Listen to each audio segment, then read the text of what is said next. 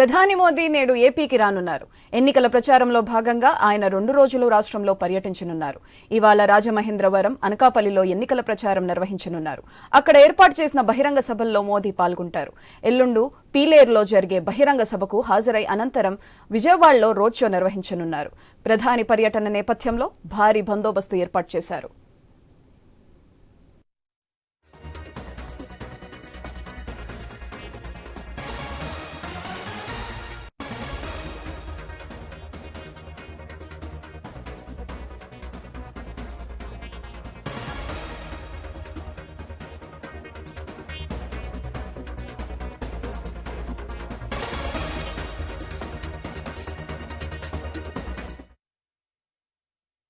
ప్రధాని మోదీ నేడు ఏపీకి రానున్నారు. ఎన్నికల ప్రచారంలో భాగంగా ఆయన 2 రోజులు రాష్ట్రంలో పర్యటించనున్నారు.